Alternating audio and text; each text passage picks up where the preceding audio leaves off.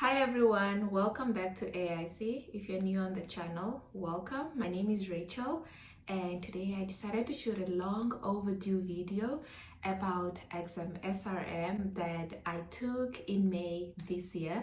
I know that after every exam I try to shoot a video, kind of like give a high level overview or like a review of my experience, my studying experience, and like how I felt about the actual exam. And I've done that for my past 4 exams, and I decided to continue the tradition and film about my 5th exam, which was the statistical risk modeling exam.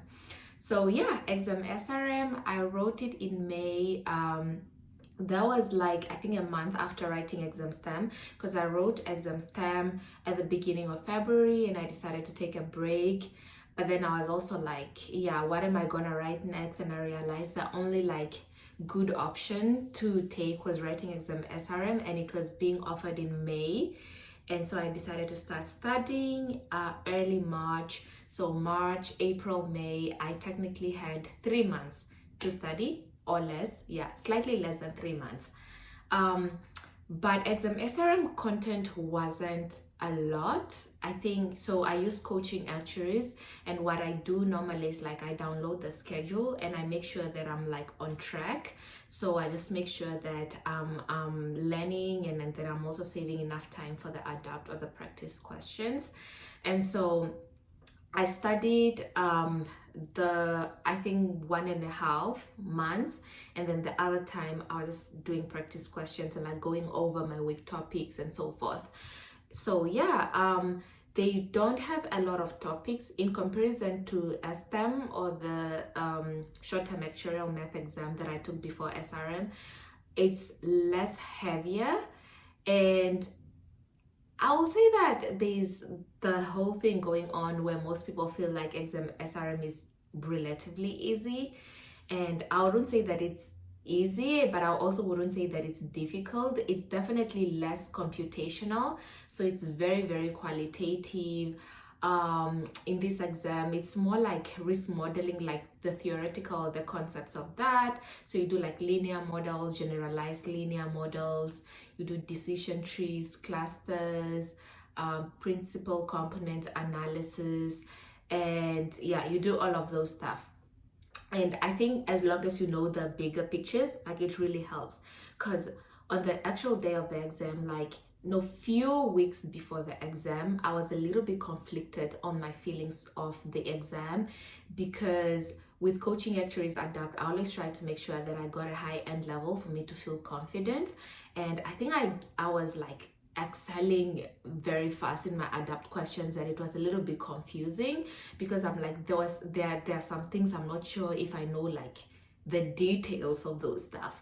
But like doing these questions kind of like, because it's qualitative and sometimes you can like guess or whatever, or you can kind of make a very you can kind of make like a very educated guess of the answers, and like you get it and then you pass the practice exam. So like I was just like, do I know enough? And so I tried to go over like some topics with more advanced details that I felt like I didn't know.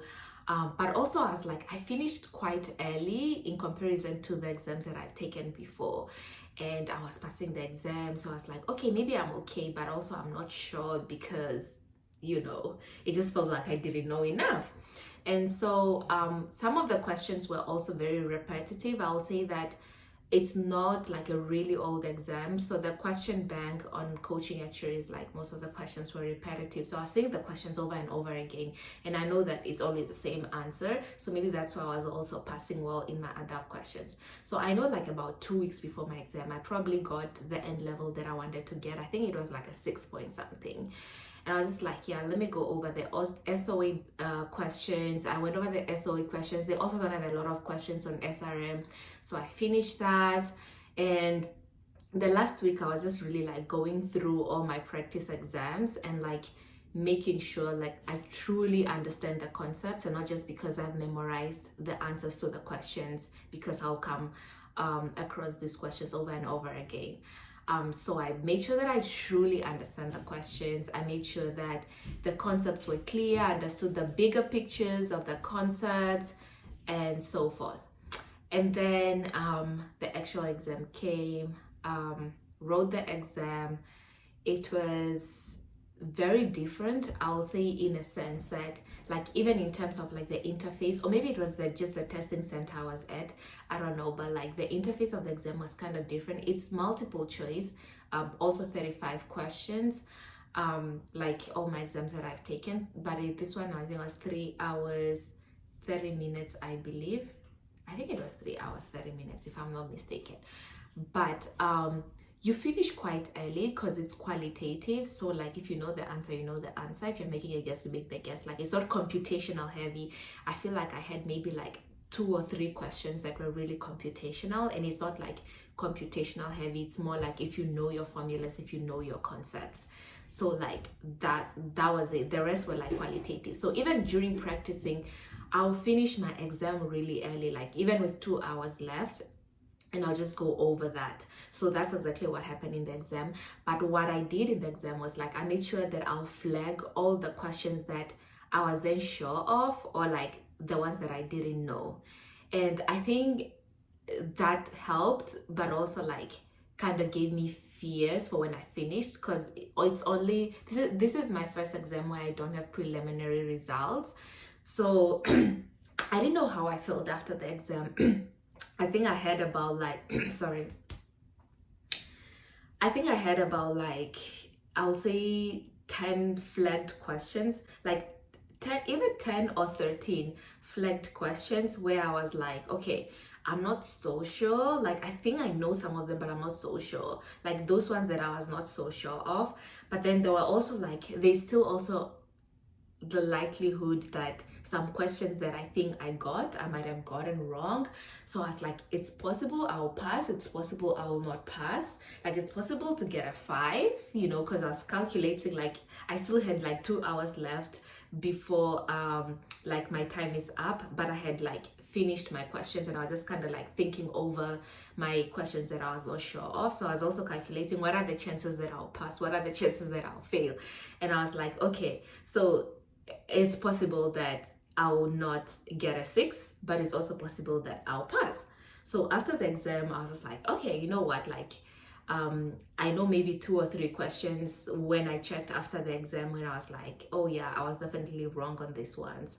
And then there were other questions where even if I had the manual, I would know what the exact answer is. So I think that's the tricky part with exam SRM. I know people say it's easy in terms of like you definitely have enough time, it's more qualitative, but I think there's also that part where like you really need to know your stuff, and like you come across questions where even if you had the manual right in front of you, you might not know the exact answer to, because it's like qualitative. And but yeah, I think that the tricky part is definitely like you can have the manual right in front of you and not know how to answer a certain question because of how like qualitative it is, and you like trying to figure out the details of that question to make sure that you're understanding it correctly and answering it correctly. I'll say that was like the challenging part.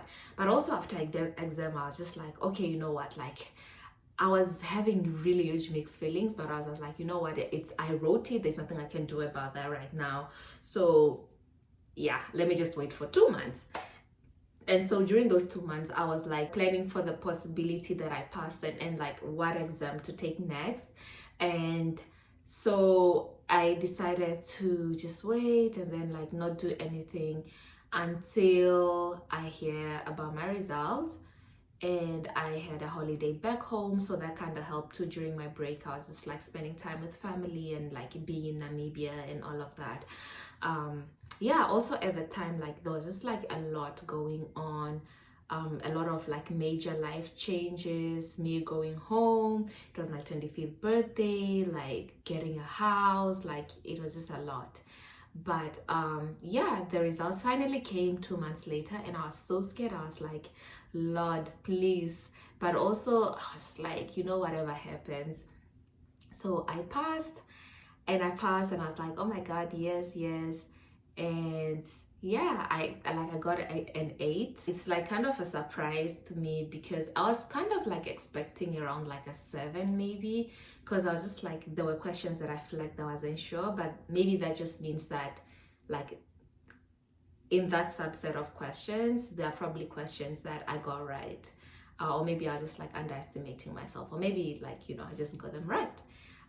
So yeah, so I think that was my experience. I'll say in terms of like difficulty level, coaching actuaries, I'll say practicing like 5 and 6 end level coaching actuaries, but like I said, I feel like questions will keep repeating themselves because they are limited. So just continuing to understand the bigger picture, the concepts of the exam, I think will be very helpful. And yes, coaching actuaries was helpful to me. I know there's some people that say that the textbook is more helpful because of the detailed descriptions and like definitions of stuff. But I also think like coaching actuaries was helpful. Adapt was also just helpful. I think with this exam is really understanding the bigger pictures and ensuring that you understand the qualitative part of the theory of what they are teaching. Yeah, and so now I'm studying for my next exam, which is the predictive analysis exam. I'm writing that next month. I think that in comparison to the previous exams, I'm definitely having less time to study on this one, but I've also decided to take PA because it's the exam that's very highly related to exam SRM. It has the major topics covered by SRM, just more applicable. So like in PA, you do like more case studies. And with PA, it's also my first written exam. It will also be my first exam where I use a different studying resource. So I'm using edX right now.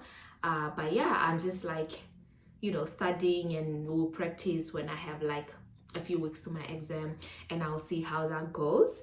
I'm really praying it goes well because this will be like a repetition of most of the stuff that I've already done in SRM. So like I'm praying it really goes well and I'm able to pass it on my first attempt and kind of move on to my 7th exam, which will hopefully be my last sitting pre-SA. Yeah, thank you guys for watching. I just wanted to give like a short overview of exam SRM. I know that I've made this a tradition to kind of like give an overview of the exams that I've taken, and I didn't want to leave this out even though I wrote it like a couple of months ago.